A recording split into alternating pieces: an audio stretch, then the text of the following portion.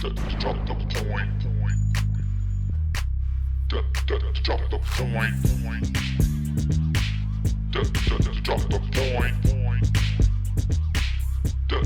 Drop the point. No zero Hambone gonna drop the point.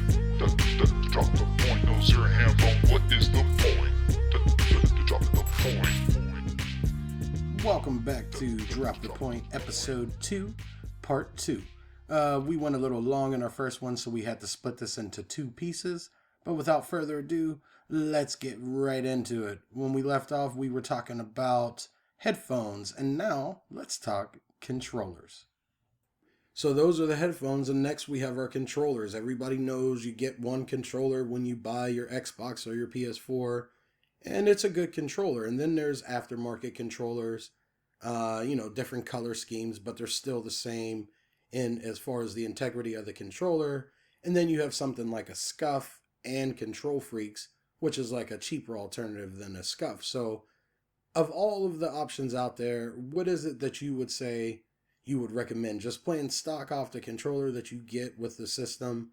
Or do you suggest that they get a Kontrol Freek or a Scuf or something to enhance the controller?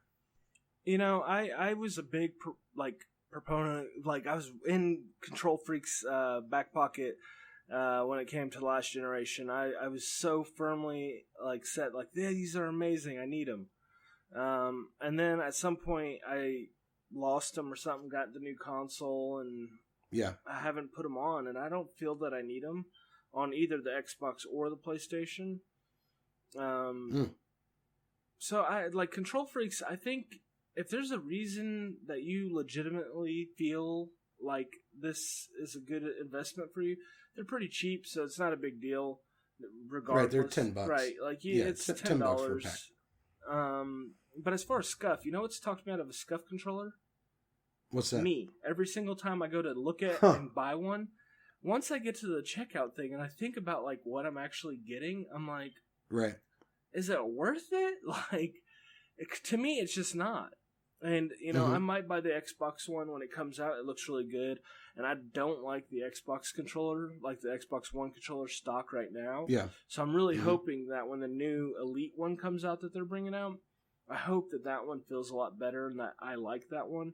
And I think it's cool that it basically has all the Scuf options. But if it was just, it felt different than the one that they currently have did, that'd be good for me too. Yeah. I think it's really depends on how pro you think you'll go. I mean, if you really enjoy doing, having the ability to have certain buttons on the back of the controller on paddles, by all means, do it if you have the money. But to ever get in a position where you're like, I'm at a severe disadvantage without this controller, I would not for a minute say that you are. Well, that's interesting because what it comes down to me is, again, money. I don't have the money to go out and spend $150 on a remappable controller that has, custom extensions and lengths for your different controllers that you use. But for me, what I would say it comes down to, I went the Kontrol Freek way. I needed a little bit more height on my thumbsticks, so I went with the CQCX. The little bit of a tiny lip, and it gives a dome shape to the thumbstick. That's what I went with. But for me, if you're asking me, do you need to go buy a Scuf? I would say, are you a person that actually goes into the button layout and changes things? Right. Where you're using Jumper in Destiny, or you're using one of these other, like a claw type of thing. And if you're not doing that and you're a person that just goes in, and if the game says R2 is what shoots and that's what you use to shoot, I would say you need to stop at Kontrol Freeks, because that's what you're really paying for with Scuf, is the ability to not have to move your hand so much so that you can use some of those other fingers that aren't doing anything or necessarily trained to do anything in a more effective way. So unless that's your aim, and you're talking now milliseconds, you're shaving milliseconds off from not having to take your thumb off the stick to push square to reload, because you can use your pinky by tapping it underneath. That's what you're really talking about with a Scuf. So like David said, unless you're trying to go pro, or you're working on getting into MLG, tourney or something like that, I would say Kontrol Freak. Like I said, it's $10, and it's probably you're definitely gonna see an improvement, because I know as soon as I got mine, I saw a major improvement in my over aiming, and just my precision ability to like line up headshots and all that good stuff. And I do want to point out really quickly, we are not sponsored by any of these people. So when we're giving you these opinions, which is what they are, they're genuine. They're genuinely coming from our experience of using them and using other things. We're not sponsored by any of these guys. This is just how we feel. So right, yeah. Well, so now we have our headphones, we've got the game, we've got the online pass. Now you need something to look at it on. And I know most people, when you think video games, you're like, I want a 55-inch LED, LCD TV, or whatever it is. You know what I mean? I want this huge TV, and I want to see Destiny in all its glory. And then somebody comes along and says, well, if you play on like a 20 to a 24-inch monitor, you will probably see a drastic increase in your KD, your like eye movements. Everything will probably get a lot better. And then your mind is completely blown, because that's what Nolxero did to me. I was playing on a 43-inch plasma TV mounted on the wall, like, 10 feet away from my bed here. And then Nolxero says, I play on a 23-inch monitor. Yep. And I'm like, excuse me? So take us through, David, really quickly, why you made the jump from TV to monitor and what benefits you saw when you did it. Okay, so basically what happened is, for the longest time, Troy's had a monitor. It was really nice. Playing on his monitor, I never really played on it that much, and so I never really noticed the differences. But I had a 46-inch Samsung. It has 120 hertz processor, of like, I forget what they call it, the 120 hertz processor. And so I was like, this is like got to be the best thing. And there was like, I could see tearing on like crosshairs, I could see ghosting, stuff like that, things that really just started to irritate me. And I was like, this should look better than it does on this one, this TV that I got as a wedding gift, so many years ago. And right. It was, it just didn't. And DVDs look fine whenever I watch DVDs or Blu-rays on there. They look fine, but like playing games did not. And I was like, okay, well, I don't like this that much. And we actually had a smaller 32-inch LCD, nothing special. And I had hooked it up to that at one point, and I noticed like the image fidelity was a lot better. And I was like, this TV cost me like nothing. It's not that good of a TV. Well, meanwhile, I got this $3,000 TV sitting in my living room.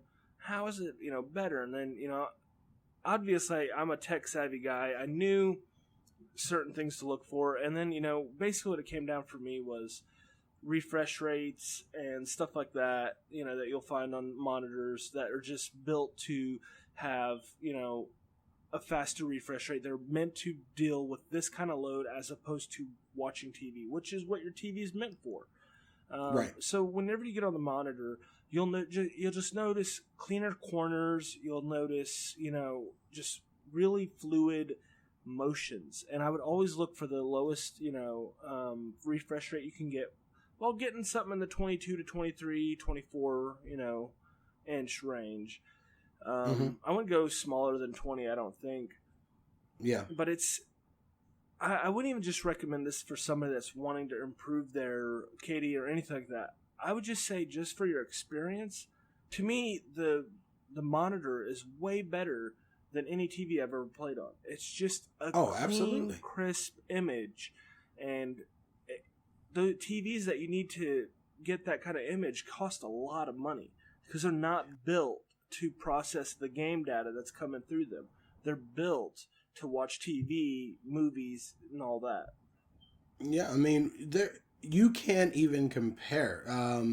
To me, having the headphones with the true 7.1 surround sound without the monitor is almost an incomplete experience, because if you want to talk about being immersed in a game, like, we won't even get to the KD and stuff yet, but just like Zero was saying, the image themselves, like when you spawn into Destiny and you look up at the sky and it's like you can see all these things that you never noticed on your 43-inch or bigger. I've talked to guys who are playing on 60-inch when Right. when they play Destiny, and it's like, I think you guys will be just truly amazed at the amount of vivid colors that you'll see on just an average monitor. I went out and bought my monitor was like $175 or even cheaper after rebates, and it's 80 million to 1 contrast and a 1 millisecond refresh, and this is just an average standard monitor in Asus, and I'm telling you, I will never go back. Like, Right. even for me, just from the viewing angle of having to look up because my TV's mounted on the wall, Mm-hmm. and having to look up, and even that, just that portion of being able to look straight ahead like I'm doing computer work has greatly improved my experience and longevity inside of playing. And moving on to our last point, the chair. The chair has also increased my ability to play or decreased depending on what I've sat on. I've sat on my bed and played, and that was a horrible experience. I've sat in an office chair, and that was amazing. And right now I'm in between chairs, so I'm kind of just sitting on this random old, like, I don't know, auditorium type chair. And it is not conducive to long playtimes. And I know Twoloud went out and got himself a fancy old gaming chair. What about you, Zero? Yeah, Need for Seat. Man, you want to know what I sit in? I am a kid. I sit Indian style on the floor and play. No That's way. exactly what I do for hours on end. Really? That's exactly what I do.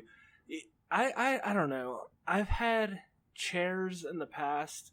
And I should preface this by saying I don't have a proper desk at the moment, and so having a computer chair at a proper desk might be better. But like, even when I was out in the my living room, I would sit on like the couch for a little bit, or maybe a dining room chair, or even I had an office chair in the living room at one point. My wife hated it. But every time, dude, on all of those things, I would get off of them and sit on the floor. Huh. I don't know why. I've been doing it for so many years. It just feels like the right place to sit down and play. So are you on the camp that's like, you need to have a gaming chair, it'll complete your experience? Or are you more of like, hey, whatever you got, do it, use it? I sit on the floor. It's way better. Yeah, sit on the floor. I've also even heard people say that they stand up while gaming. Yeah, that's not a bad idea. Yeah, it supposedly helps in some capacity. I can't remember what. If you want to know, look that up, because that is a real thing. So yeah, I wouldn't say that. Be lazy, because you're standing and it actually like incorporates moving blood and circulating things. Yeah. that I guess that makes sense for sure. I'm not a doctor. Right? I'm not a doctor or anything, but it's probably better. Yeah. So yeah, there you have it, guys. That's the whole thing there. So now we have a chair, a monitor, we have our controller and the game itself, our headphones and everything. And then the last thing we want to talk about is it worth it? Is the return on investment worth it? Because just based on this list, we're up to close to $1,000 of material, of stuff that we would say enhances the gaming experience. And I want to know, do you feel that Bungie, do you feel that Activision, or just gaming in general, do you feel that these people are giving us our money's worth? I think overall, I would say it's worth it. I mean, when I put on my Astros the first time, man, I was like, I hear sounds in Destiny that I've never heard before. Whenever I got my monitor, I felt like it was just cleaner than. And I'll tell you another thing: playing on my monitor really reduced the strain on my eyes, because my peripherals were able to handle the what I was looking at, the screen I was looking at, instead of having to actively look at different areas of the freaking TV. I had, was able to just look basically at the center of the thing and see the whole thing just by looking at it. I didn't have to, my eyes weren't moving around, and I could go for a long play session and come out without having like really irritated eyes or just feeling worn out. I don't have a chair, and I don't think I need one. I don't know that that's really a big deal. If you're looking for a really nice place to put your behind, then yeah, get you a nice chair. I mean, I would say overall that all of these things enhance your experience, but I don't necessarily feel that we always get a strong return on investment from these developers. Sometimes I feel like, what in the world am I paying $120 for? Because that's what I paid for Destiny up until this point, was $120. And then there's a lot of times where I can't play or the servers aren't stable. And I'm saying this, that in no other market would this type of stuff fly. You don't go and buy a blender and then some days it just doesn't work. And then you call the company and they're like, "Oh, just give it a couple days. I'm sure we'll get it worked out." No, if you buy a product, it's expected to work, or they give you your money back, or they send you a new product that does work. So I understand that, like, when it's working, I feel completely satisfied. I feel like I got my money's worth. My Astros and everything are all worth it when the game is working. And I'm just asking that these game developers realize that we're putting in close to $1,000 to get in the mood, right? We want to be in the mood. We're trying to be immersed. And these are the things that get us there. Now you return by giving us a stable freaking game, please. That's all I want out of life. That's all I want, dude. That's all. That's not much to ask for, man. Yeah, Especially when you pay for that too. Right? Exactly, dude. Well, that's going to do it for this episode of Drop the Point. Thank you so much for listening. If you are still here, you are amazing. You can catch us live talking about this type of stuff and more every Friday on twitch.tv/Aim Assist Gaming at 9 p.m. Pacific. I'm Nolxero. He's Hambone. Or wait, I'm Hambone. He's Nolxero. And we're out of here.